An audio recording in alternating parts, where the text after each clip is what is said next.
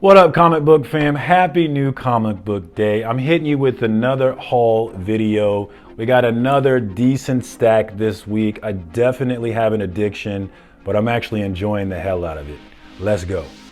Now, normally I start with DC Comics because they're usually my short stack for the week, but actually it's Marvel Comics that's the short stack. So I'm gonna go ahead and start with them. First up from Marvel, we got Alien #4 coming out this week. Now, I don't know much about Alien. I've never seen an Alien movie, so I'm not up on the Alien lore and everything that goes on and what everything means. But even with that being true, I'm still enjoying this series with the father going on to this alien-infested space station in an effort to save his son, who may or may not actually deserve being saved. I'm interested to see where this one goes. Does he save his son? Do they reconcile? How does this thing go down? Looking forward to that. Next up from Marvel Comics, we got Heroes Reborn #7. I went with the Ivan Coelho Stormbreakers cover. It was one of my top covers of the week when you take out all exclusives and all incentive ratios. I thought it was one of the better covers of the week, so for that reason I grabbed it. But I also grabbed it for the read. I am reading Heroes Reborn and I am actually enjoying it, so looking forward to see how they wrap this one up in 7. All right, and surprisingly, that is it for my Marvel books. Let's move on to DC. First up from DC is going to be Nightwing '81, written by Tom Taylor. I actually went out yesterday on a Tuesday to make sure that I got this one because I was reading online that this bad boy was selling out. Now, thankfully, I was able to get it without any issue yesterday, but when I went back into the shop today, the Nightwing '81 stock had seriously depleted. So I was glad that I got in early before that happened. If you are interested in Nightwing, I would get out there and get that one. There's a great reveal at the end of it, which could have spec potential going into the future. So definitely worth getting for the spec value as well as the read. I love what Tom Taylor's doing. I went ahead and grabbed that Rafael Grassetti cover, which was one of my top covers of the week. Love that blue. I love the moon in the background. It just looks so good to me. And I had to buy 2 of the red cover with Heartless on it. I thought maybe there would be a little spec value. And when I looked on Things from Another World, I noticed that that cover had sold out. And anytime Things from Another World sells out of a cover, it's an indication that the heat is real, because they usually have plenty of copies to buy.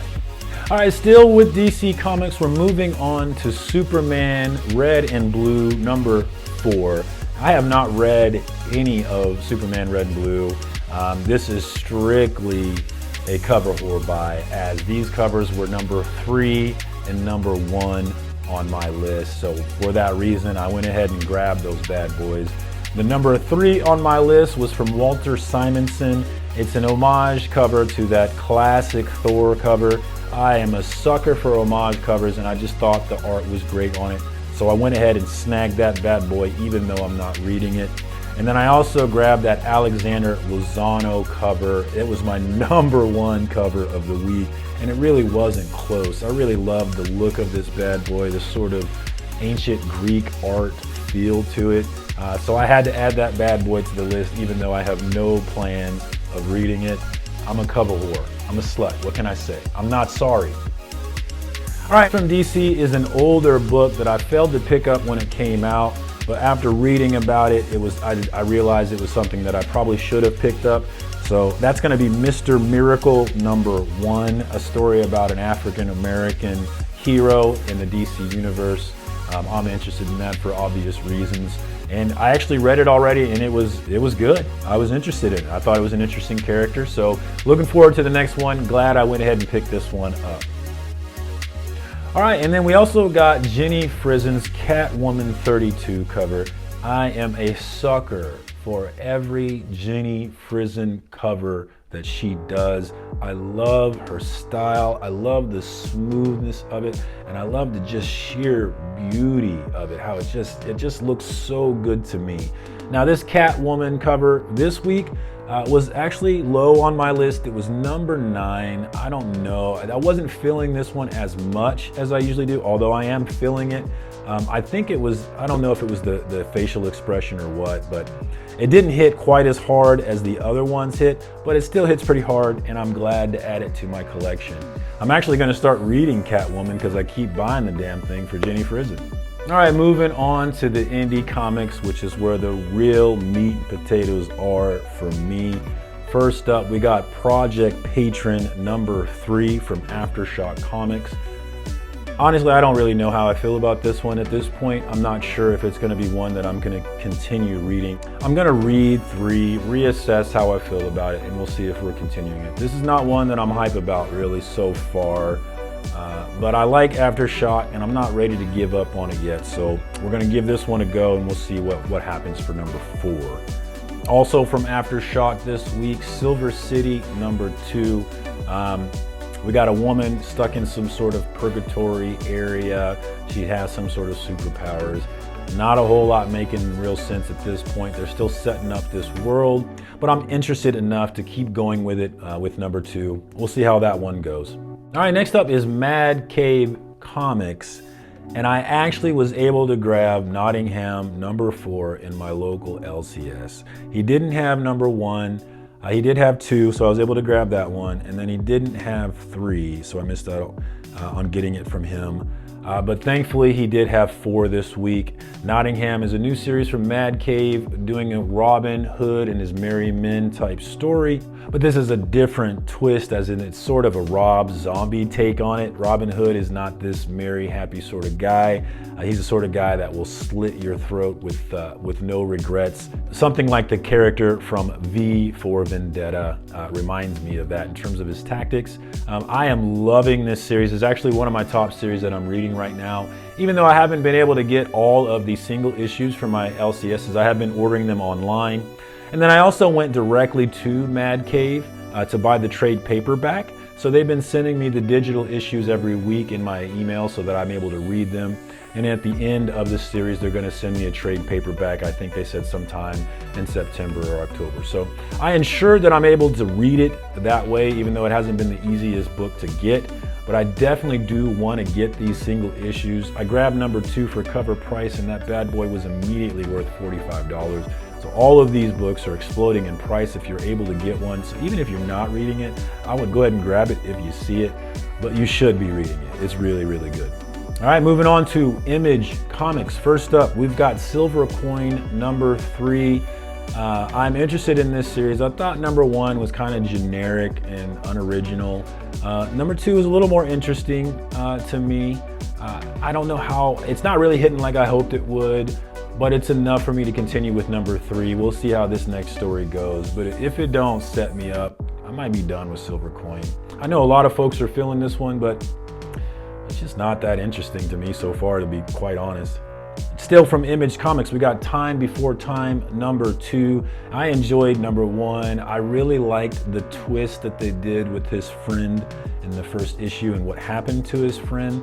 This idea of kind of playing with time is really, really interesting to me. I don't want to spoil what happens, but it's kind of playing with time, and things that can take years and decades to happen could happen in a split second for someone else. I find that really interesting.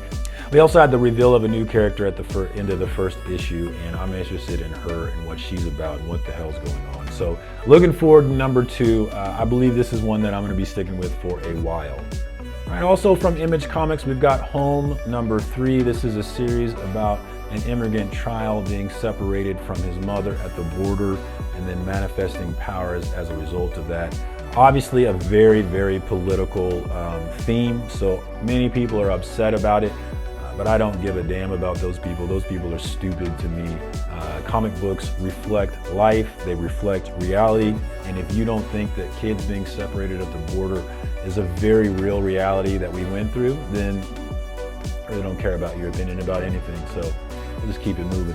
Moving on to Boom Studios, probably my favorite company doing it. We've got Tom Taylor hitting you again, 7 Secrets number 9. Now, I bought the trade paperback for this one because I had missed out on it initially, and I was blown away by the story. It was just a really, really fun story, and I'm enjoying the hell out of it. Can't wait to see where Tom's gonna take this bad boy. So for that reason, I'm really excited to jump into 7 Secrets number 9.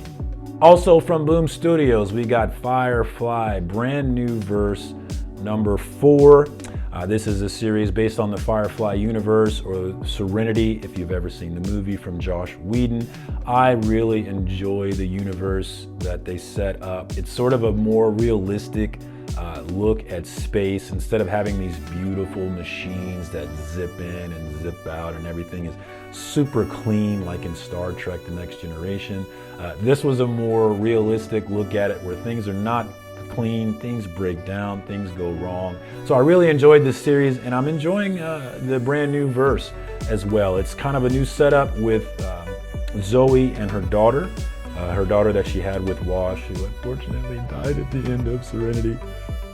Rest in peace, Wash. It's following Zoe and her daughter, and they're controlling Serenity now. Still kind of doing the same things as they did in the first iteration of this, where they're going out doing dirty jobs and trying to get paid and sustain their life. I like that concept. I love Firefly, so for that reason, I'm sticking with it for number 4. Can't wait to read that bad boy.